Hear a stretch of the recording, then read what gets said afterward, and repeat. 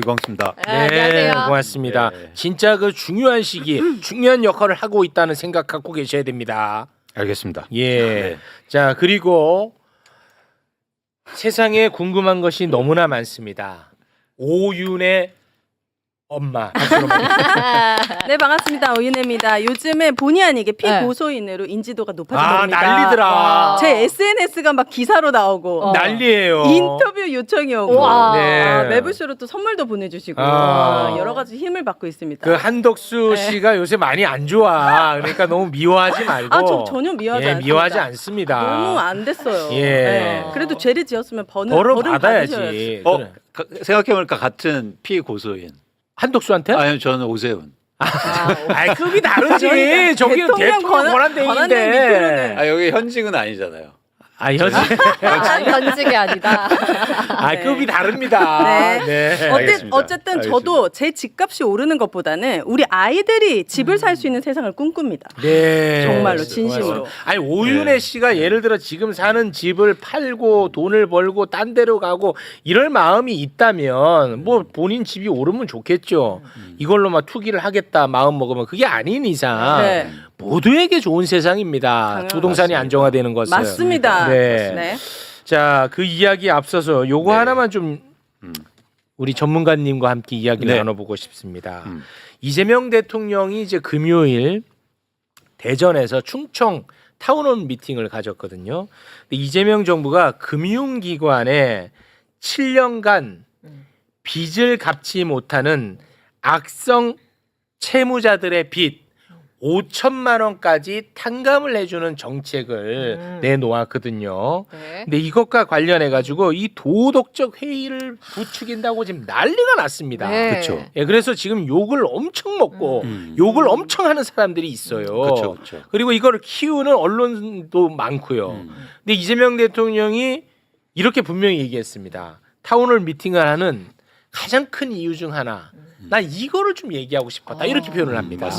관련해서 생각을 밝힌 부분이 있거든요. 잠깐 그 장면 영상으로 보고 오겠습니다. 한 번 빚지면 죽을 때까지, 심지어 자식들까지 영영 그 빚은 상속된다.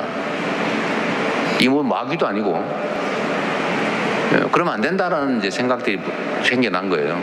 이거를 도덕적 해이, 아니 그거 뭐 7년 안 갚고 5천만 원 이하니까 채무 탕감해주고 그러면 나도 안 갚아야지, 이런 사람 생기면 어떡할래? 라고 하는 거 아니에요?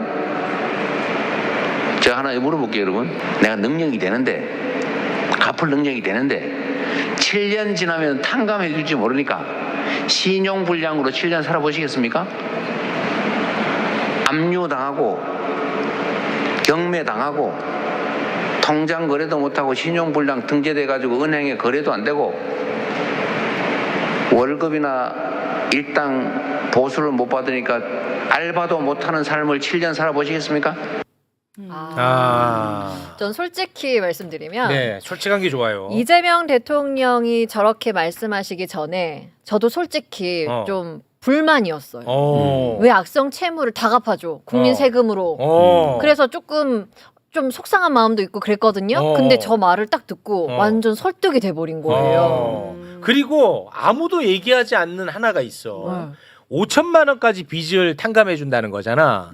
그러면은 세금 5천만 원이 들어가는 걸로 사람들이 생각해. 네, 그지? 네. 아니야. 아니에요? 자, 5천만 원 탕감해 준다며. 아닙니다. 자, 요거는 아무도 얘기를 안 해서 짧게만 말씀드릴게요. 네. 전문가가 있으니까. 네.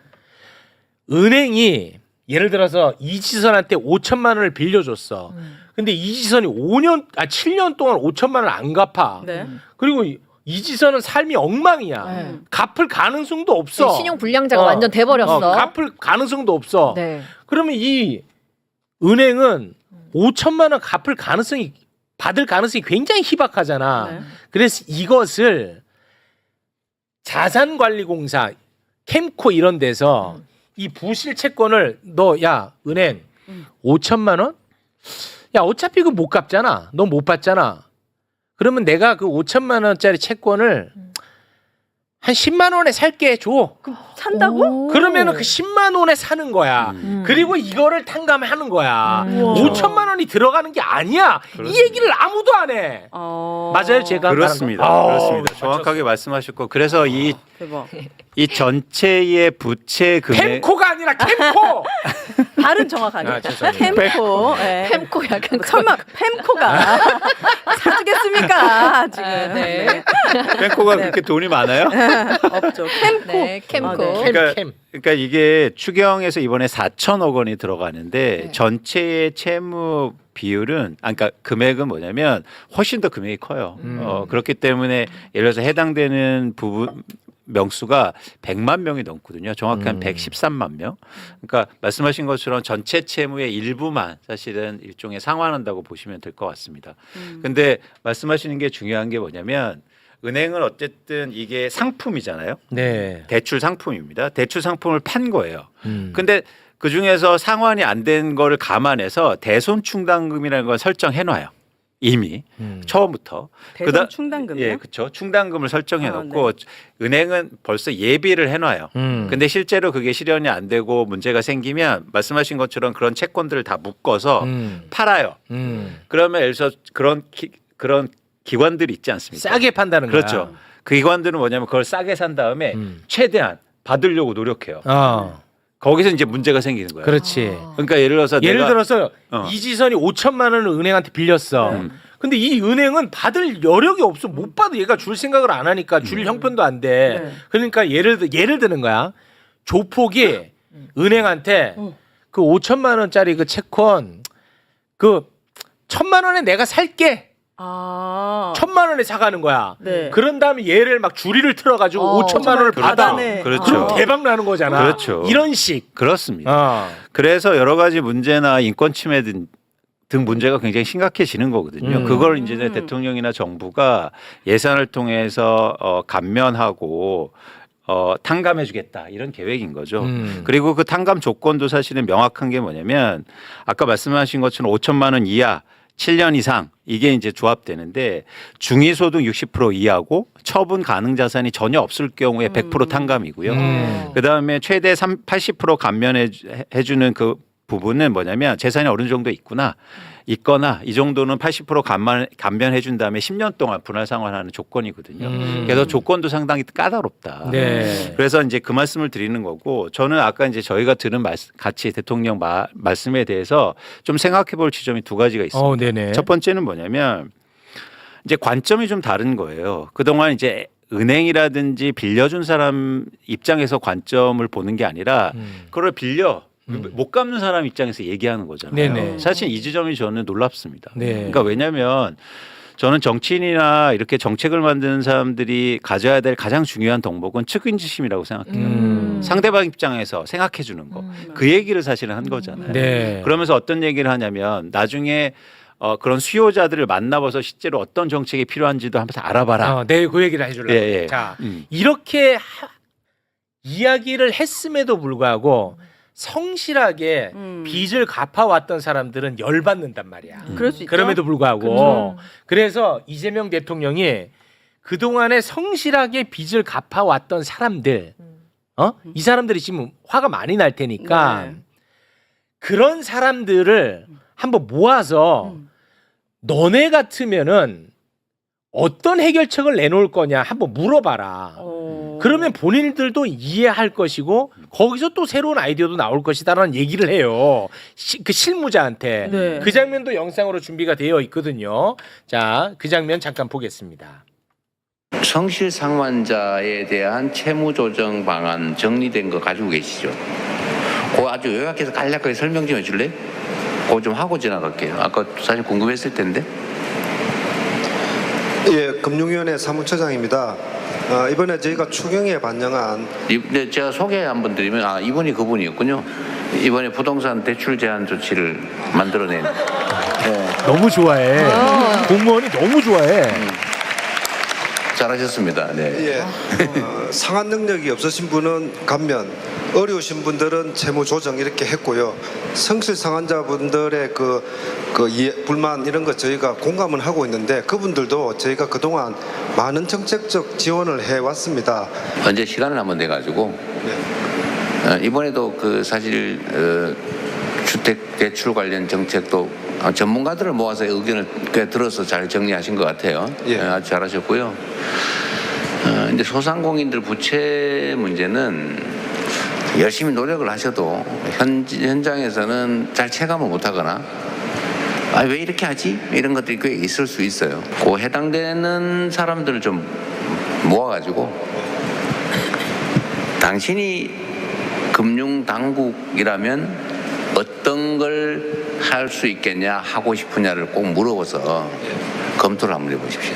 이게 소위 수요자 중심 행정인데 빚지고 있는 소상공인들 한번 다 모아가지고요. 집단 토론을 한번 해보십시오. 알겠습니다. 제가 이렇게 하는 이유 다 이유가 있거든요. 우리 공무원들 보고 좀 뺏기라고 하는 얘기인데 어쨌든 필요로 한 게 뭔지를 그 사람들 입장에서 발굴해가지고 검토하는 게 중요한 것 같아요. 예, 그거 한번 별도로 한번 부탁드립니다. 예, 책상머리가 아닌 현장에서 한번 다시 검토를 해보도록 하겠습니다. 너무 신기하다. 야, 공무원들 대단하네. 움직이게 합니다. 그렇죠. 네. 저분은 제가 직접 뵈기도 했습니다. 아 진짜 네. 같이 아니 만났어요. 아까 그러면 그 이재명 대통령이 이야기했던 네. 이번에 그 대출 규제 관련해서 전문가들이랑 다 만나서 우리가 했었다는 그 전문가가 이광수입니까? 야, 아니, 근데 네. 어쨌든 이제는 이 부채 탕감 문제에서 아까 도덕적 해이 문제를 할 때 경제적으로도 좀 살펴볼 필요가 있는데요. 네. 도덕적 해이가 발생하려면 기본 조건이 필요해요. 뭐냐면 무임승차가 이루어져야 돼요. 네.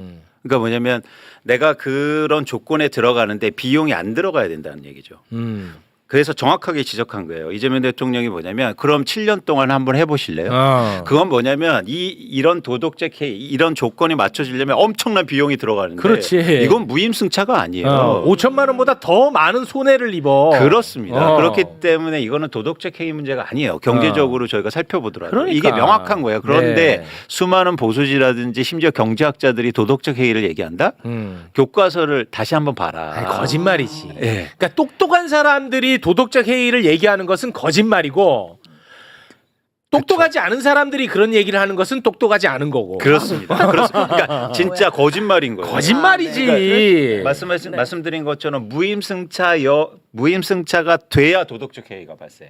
무슨 말인지 알아들었어? 무임승 돈 안 내고 타는 거. 아니 그러니까 예를 들어서 5천만 원을 탕감해 주는 게 너무 부러운 사람이 있다고 칠게. 네. 그러면은 너무 부러워가지고 그러면 5년 동안 자기가 알바도 못하고 하면서 5천만 원 이상 손해를 본다는 거야. 그럼요. 그렇죠. 카드값 하루만 밀려도요. 어. 미친 듯이 카드 회사에서 전화 오고 독촉하고 제 장난도 아닌데 네. 내 생활이 불가능한 사람들이 7년 동안 생활했는데 그럼 그럼 5천만 원보다 더 많은 손해를 입는다는 거야. 네. 그렇죠. 예. 이해했습니다. 그리고 좀 더 근원적으로 저희가 문제 지적을 하고 싶은 건 뭐냐면 그러니까 5페이지 자료 5번을 한번 보여주시면 5번. 결국엔 이 발생 원인의 근본적인 게 뭐냐면 팬데믹이었거든요. 아, 네. 코로나19 코로나. 때 사실은 특히 자영업자, 영세자영업자를 중심으로 해서 문을 닫게 하지 않습니까? 영업 시간도 제한하고 강제로. 예, 그러면서 영업을 못 하니까 문제가 커지는데 대출을 그래서 증가시키면서 맞아요. 참으라고 그랬어요. 네. 그런데 그 상황이 어땠냐면 다른 나라하고 한번 비교해 볼게요. 이 코로나19를 대응하는데 다른 나라들은 정부가 예산으로 엄청난 지원을 해줬어요. 그런데 우리나라는 가장 낮은 비율로 지원해줬고 그 차이를 어떻게 했냐? 개인이. 대출 받아서 네. 버티라 한 거예요. 네. 그렇습니다. 결국에는 공적인 목적을 통해서 수많은 자영업자 분들이 사실은 희생을 한 거죠. 그렇습니다. 이런 부분에 대해서 정부가 아무 책임을 안 진다? 그거는 진짜 그거는 그건 아닙니다. 배째라지 그게. 그건 왜 정치하고 정부가 왜 필요한 겁니까? 그렇지. 대한민국에서 안 하려면 맞아요. 그렇기 때문에 이런 부분에 대해서 책임을 명확하게 지어줘요. 그래서 네. 우리가 정부를 믿고 나중에 이런 일이 생겼을 때 따르지. 믿고 따르는 거 그렇지. 아닙니까? 그런데 안 해주면 누가 믿고 따르겠어요? 그렇지. 누가 전쟁 나온데 가서 싸우겠어요? 맞습니다. 그러니까 그런 차원에서는 굉장히 중요한 정책이고 네. 그리고 의미가 있는 정책이라고 보는 겁니다. 네.